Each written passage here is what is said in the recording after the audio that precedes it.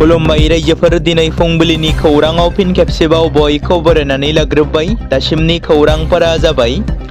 गिबि खौराङाव दङ जोबथारनायाव आसाम बिधानसभा बिसायख'थिया हादोरसानि मोन 126 बियाबफोराव भट होनायाव 100 जौखोन्दोनि गेजेराव 85 जौखोन्दोसो भट होनाय जादों, जाय मोनसे रेकर्ड बानायदों। बेनि गेजेरावनो भट होनायनि उनाव पुलिसा सासे बिजाथिनि हेंथायै केस रेजिस्टार खालामदों। बिथाङा जाबाय गेजेर गुवाहाटी बियाबनि आसाम जातीय परिषदनि बिजाथि कुंकी चौधुरी। बे केसखौ पानबाजार पुलिस थानायाव कुंकी चौधुरी आरो बिथांनि ससियेल मिडियानि सोद्रोमाफोरनि हेंथायै होनाय जादोंमोन, जेराव केसखौ थिसनदोंमोन एबा होनाय जादोंमोन भट होनाय सानखालि बिसायख'थिनि नेमखान्थिखौ सिफायनायनि थाखाय केसखौ होनाय जादों। बिटिसि सोरखारा मेट्रिक आनजादाव उथ्रिसार जानो हानाय लोगोसे माखासे गुन गोनां फरायसा फरायसुलिफोरनो दान बान्था होगोननि खोथा होदोंमोन। नाथाय बे दान बान्थाफोरखौ थारैनो गुन गोनां सोलोंथाइ गोनां फरायसाफोरा मोनगोन ना? मख'जाथावदि थांनाय माखासे दान सिगाङाव बड'लेण्डनि इयुनखौ गोख्रों खालामनाय थांखिजों बिपि पार्टीनि बान्था होनाय थांखि गोजोन खौसेथि आरो जौगानायनि थाखाय बान्था होनो थांखि लादोंमोन। फारियै बर' फरायसाफोरनि गेजेराव मेट्रिक आनजादाव 60 टपार जानायफोरनो 5 लाख रां, बिमा राव एबा ML आव 100 जौखोन्दो मोननो हानाय एबा 100आव 100 जौखोन्दो मोननाय फरायसा फरायसुलिफोरनो 3 लाख रां होनाय। थारैनो बिटिसि सोरखारनि बे फोसावनाय बान्थाखौ फरायसाफोरा मोनमारगोन ना? बेयो मोनसे गेदेर सोंथि। बेराफारसेथिं मैया उदालगुरि जिल्लानि डिमाकुसि UN एकाडेमिनि फरायसा मिथिसार बर'आ आसामनि मादावनो बर' आयदायाव 100 बिबां मोननानै ओनसोलाव गोजोननाय लाबोदों। बिथांनि उथ्रिसारनायखौ मिथिनो मोननाय लोगो लोगोनो बेरगाव बिटिसि बियाबनि TCLCCनि चेयारमेन बिक्रम दैमारिया 50,000 रांनि चेक गथायो। बेनि अनगायैबो बर' आयदायाव गोबां बर' फरायसाफोरा 100 जौखोन्दो मोननो हादों। दा बिथांमोननोबो गथायगोन ना? बे मोनसे गेदेर सोंथि। मोनसे दुखुनांथाव खौरां।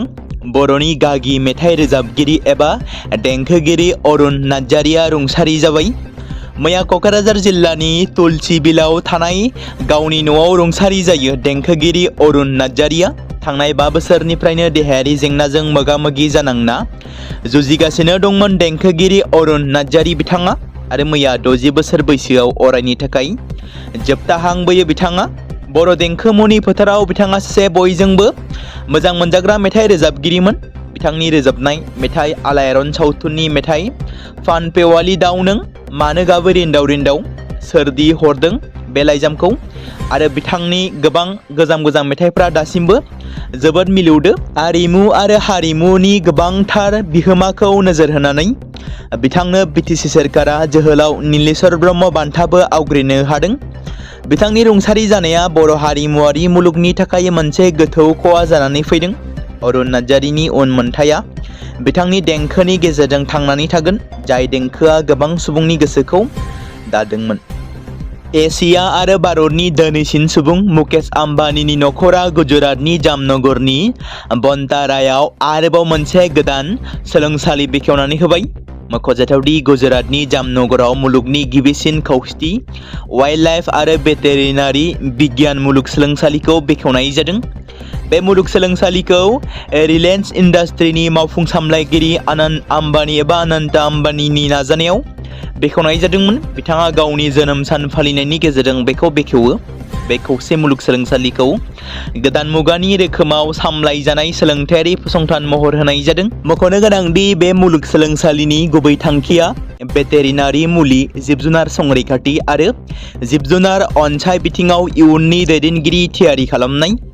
बेनि अनगायैबो मुलुगसोलोंसालिनि अन्थाइ खाम्फा गायसननाय हाबाफारिखौ हिन्दु दोरोंनि बादियै खालामनाय जायो। हादोरनि गुबुन गुबुन जिब बायदि ओनसोलफोरनिफ्राय बुथुमनाय हा, दै आरो अन्थाइफोरखौ दिन्थि नेरसोन महरै अन्थाइ खाम्फाखौ गायसननाय जादों।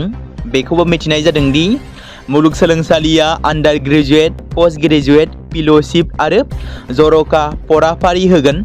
वाइल्डलाइफ, भेटेरिनारि मुलि, सार्जारि, निउट्रिसन, बिहेवियरेल साइन्स, जेनेटिक्स, महामारि बिगियान, रैखाथि आदब आरो मिथिंगायारि आबहावा डिजाइन बायदि आयदाफोरावबो फराफारि होनाय जागोन।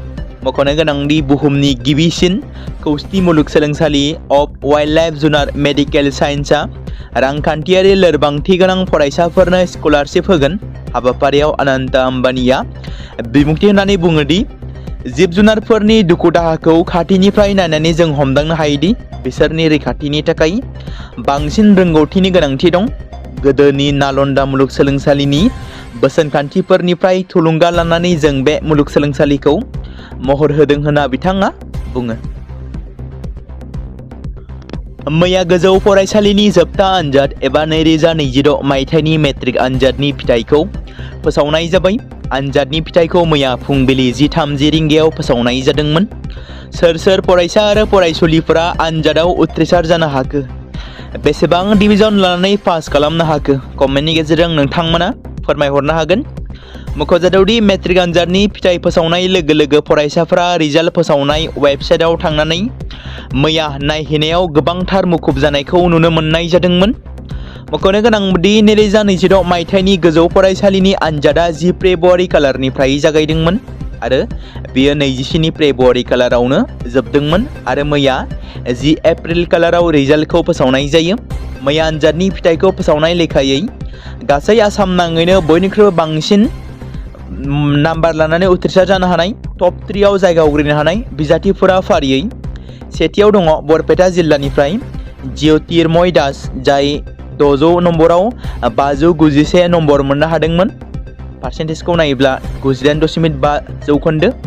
नैथियाव बिश्वनाथ जिल्लानिफ्राय अकनकाबुया, जाय 589 नम्बर मोनो, 98.1 जौखोन्दो।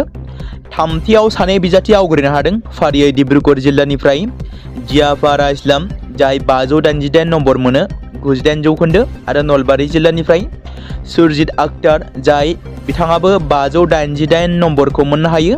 बे बाथ्राखौ मख'नो गोनांदि 2026 मायथाइनि मेट्रिक आनजादखौ होदोंमोन एबा लिरदोंमोन गासै 4,29,249 बिजाथिफोरा आरो बे बिजाथिफोरनि गेजेराव 2,81,701 उथ्रिसारनो हादों। गासै 100 जौखोन्दोनि गेजेराव 65.62 जौखोन्दोल' उथ्रिसार जानो हादों होनना बे समाव मिथिनो मोन्दों। देग्लायनि मेट्रिक आनजादाव आसामनि जिल्लाफोरनि मादावनो उथ्रिसारनायनि गेजेराव बांसिन जौखोन्दो लानानै उथ्रिसार जानो हादों एबा जौखोन्दो हिसाबै नायोब्ला सेथियाव दङ डिमा हासाव, जाय 100 जौखोन्दोआव 88.23 जौखोन्दो पास खालामनो हादों। नैथियाव दङ शिबसागर जिल्लानिफ्राय 84.8 जौखोन्दो उथ्रिसार जानो हादों। डिब्रुगड़आव दं एबा डिब्रुगड़आव थामथि मासियाव 74.46 जौखोन्दो। बाथियाव बाक्सा जिल्लानि 77.24 जौखोन्दो। बिटिसिनि गंब्रै जिल्लाफोरनि मादाव उथ्रिसारनायनि जौसिन जौखोन्दोखौ नायोब्ला सेथियाव दङ बाक्सा जिल्ला। बाक्सा जिल्लायाव 77.24 जौखोन्दो उथ्रिसारनो हादों। नैथियाव उदालगुरि जिल्ला 77.23 जौखोन्दो उथ्रिसार जानो हादों। थामथियाव क'क्राझार जिल्ला 65.49 जौखोन्दो। ब्रैथियाव 65.6 जौखोन्दो चिरां जिल्लाया। तामुलपुराव गुलि गावनायनि उनाव फिन आरोबाव क'क्राझारनि कारिगावआवबो एयारगाननि फायरिं। बिसायख'थिया गोजोनै जोबनानै थांनायनि उनावबो बाथानि दैदेननायाव थांनाय मोनानि समाव सा क'क्राझार दख'रा एबसुनि आफादगिरि बिपुल औवारिनि न'आव दुथांफोरनि गाग्लोबनायनि अजद। एबसुनि बिपुल औवारिनि न'आव गाग्लोबनानै रायजो राजाजों होख्रांहरजानायनि उनाव कारिगाव दालाइसा एबसुनि मावख'खौ गाज्रियै गाग्लोबो दुथांफोरा। जाथायखौ लानानै गोख्रों रावजों सोंखारिदों एबसुनि आफादगिरि खोरोमदाव औवारि बिथाङा। कारिगावनि जाथायाव जोखोम जानाय सानै सुबुङा गोब्राबै जोखोम जादोंमोन। दा बे समाव सा क'क्राझार दख'रा एबसुनि आफादगिरि बिपुल औवारिखौ रैखाथि होनो थांनानै दुथांफोरनि अन्थाइ खुबैनायजों बलि जानांबावो। माखासे सुबुंफोरा गोब्राबै जोखोम जानाय गामिनि सुबुंफोरा फारियै इरां बसुमतारी, खोरोमसाद बसुमतारी, रबिराम नार्जारी, आमा औवारि, दानसोरां ब्रह्म, सानखां बसुमतारी होनना बे समाव मिथिनो मोन्दों। बे बाथ्राखौ मख'नो गोनांदि आसाम एसेम्बलि बिसायख'थि जोबनानै थांखांनायनि उनाव बे दुखुनांथाव जाथाया सोमजिबावो, जाय जाथाया सोंखारिजाथाव। जों खोनानो मोन्दोंमोन, गोबां सावरायजानायखौ नुनो मोन्दोंमोन एमएलए बिसायख'थिखौ लानानै। बिसायख'थिनि सिगां बिटिसिजों लोगोसे आसामनि दाब दाब जायगायाव रिजनेल पार्टी, नेशनेल पार्टीफोरनि गेजेराव जानाय हिंसायारि जाथाय। दायो बे फिन आरोबाव जों खोनानो मोनबाय, बे खेबाव बर' माहारियारि आफाद थामहिनबा एबसुनि मावख'खौ गाग्लोबनाय जाथाय। एबसुनि मावखौ गाग्लोबनायजों लोगोसे माखासे मावथिखौ गाग्लोबबाय, जाय जाथाया ओनसोलावनो मोनसे सोंखारि जाथाव आरो बर' हारिनिनो लाजिथावना होननानै बुंनांगोन।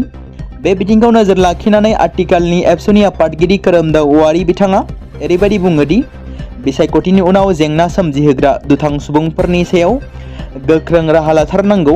बिसायख'थि जोबखांनाय लोगो लोगोनो माखासे बिपिएफनि दुथां सुबुंफ्रा थांनाय हरनि एबा बिसायख'थि जोबखांनायनि हरनि समाव 8 रिंगासो समाव कारिगाव ओनसोलनि साहा थानाय एबसुनि मावखुलिखौ गाग्लोबदों आरो मावखुलियाव थानाय माखासे मुवा बेसादफोरखौ आलाय सिलाय खालामनानै गालांदों। बेनि उनाव तारं गामिनि एबसुनि सोद्रोमा बिथांनि न'खौबो गाग्लोबो।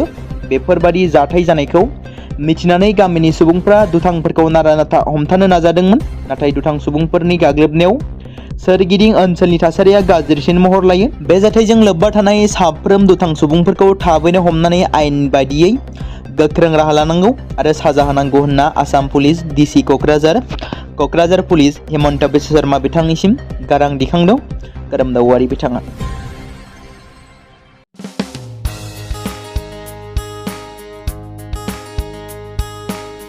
बे समाव मोनसे गोजोनथाव खौरां। बिटिसि हालामनि रायजो राजाफोरनि थाखाय मोनसे गोनां फोसावथाय। क'क्राझार जिल्लानि सिङाव थानाय बड'लेण्ड एकाडेमि सिनियर सेकेन्डारि स्कुला लानानै फैदों गोजोनथाव खौरां। बड'लेण्ड एकाडेमि सिनियर सेकेन्डारि स्कुला 2026 आरो 2027 सोलोंथाइ बोसोरनि थाखाय लानानै फैदों नार्सारिनिफ्राय लानानै थाखो 9 सिम फरायसा आरो फरायसुलिफोरनि गुन गोनां सोलोंथाइनि थाखाय खम बेसेनावनो गोदानै मुं थिसननायनि खाबुखौ होगासिनो दं। मख'जाथावदि क'क्राझार जिल्लानि हल्टुगाव आउटपस्टआव थानाय क'क्राझार तिनिआलिनि बड'लेण्ड एकाडेमि सिनियर सेकेन्डारि स्कुला गुन गोनां सोलोंथाइ होनायजों लोगोसे थाखो 9 नि थाखाय इलेक्टिभ साबजेक्ट महरै मेथामेटिक्स, जिअ'ग्राफि, हिन्दी, हिस्टरि बायदि आयदाखौ लानो हागोन। मोजां सोलोंथाइ लानायनि अनगायैबो बड'लेण्ड एकाडेमि सिनियर सेकेन्डारि स्कुलाव उफ्रा सोलोंथाइ हिसाबै environment field study, English speaking course बायदिखौ लाफानानै सोलोंथाइ लानो हागोन। बेनि अनगायैबो गोजान लामा हान्थिनानै फरायग्रा फरायसा फरायसुलिफोरनि थाखाय आलादायै मोजां हस्टेलाव थानानै फरायनो हानायनि खाबुफोर होनाय जादों। बेनि थाखाय नोंथांमोना आबुङै मिथिबावनो थाखाय एबा थोंजोङै फोनांजाब खालामहर 9101 488 399 जानबुं नम्बराव।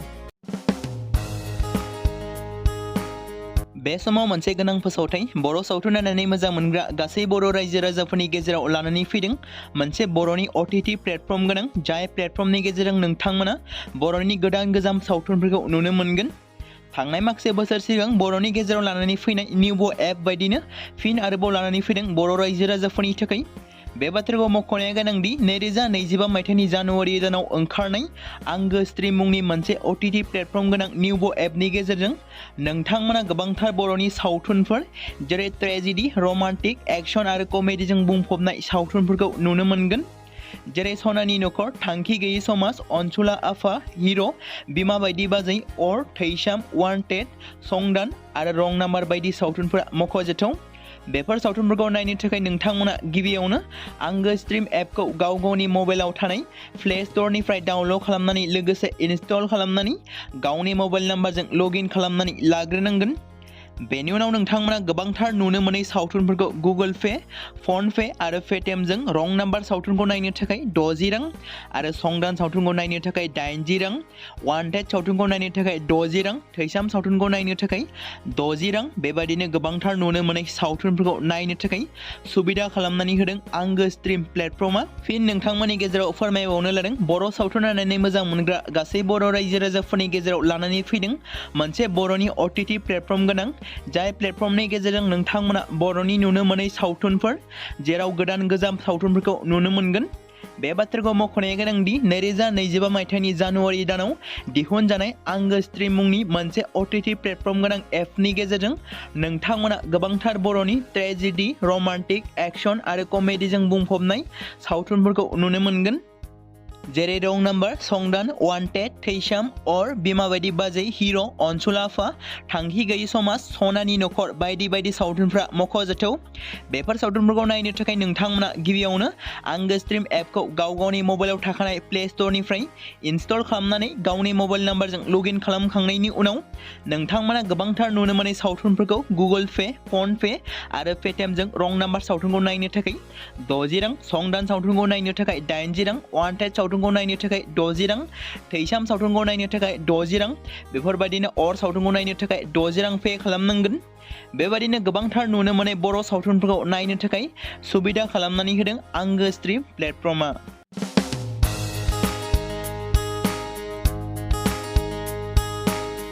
बे समाव मोनसे गोजोनथाव खौरां, बिटिसि हालामनि रायजो राजाफोरनि थाखाय मोनसे गोनां फोसावथाय। क'क्राझार जिल्लानि सिङाव थानाय बड'लेण्ड एकाडेमि सिनियर सेकेन्डारि स्कुला लानानै फैदों गोजोनथाव खौरां। बड'लेण्ड एकाडेमि सिनियर सेकेन्डारि स्कुला 2026 आरो 2027 सोलोंथाइ बोसोरनि थाखाय लानानै फैदों नार्सारिनिफ्राय लानानै थाखो 9 सिम फरायसा आरो फरायसुलिफोरनि गुन गोनां सोलोंथाइनि थाखाय खम बेसेनावनो गोदानै मुं थिसननायनि खाबुखौ होगासिनो दं। मख'जाथावदि क'क्राझार जिल्लानि हल्टुगाव आउटपस्टआव थानाय क'क्राझार तिनिआलिनि बड'लेण्ड एकाडेमि सिनियर सेकेन्डारि स्कुला गुन गोनां सोलोंथाइ होनायजों लोगोसे थाखो 9 नि थाखाय इलेक्टिभ साबजेक्ट महरै मेथामेटिक्स, जिअ'ग्राफि, हिन्दी, हिस्टरि बायदि आयदाखौ लानो हागोन। मोजां सोलोंथाइ लानायनि अनगायैबो बड'लेण्ड एकाडेमि सिनियर सेकेन्डारि स्कुलाव उफ्रा सोलोंथाइ हिसाबै environment field study, English speaking course बायदिखौ लाफानानै सोलोंथाइ लानो हागोन।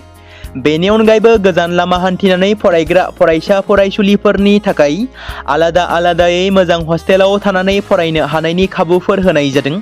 बेनि थाखाय नोंथांमोना आबुङै मिथिबावनो थाखाय एबा थोंजोङै फोनांजाब खालामहर 9101 488 399 जानबुं नम्बराव।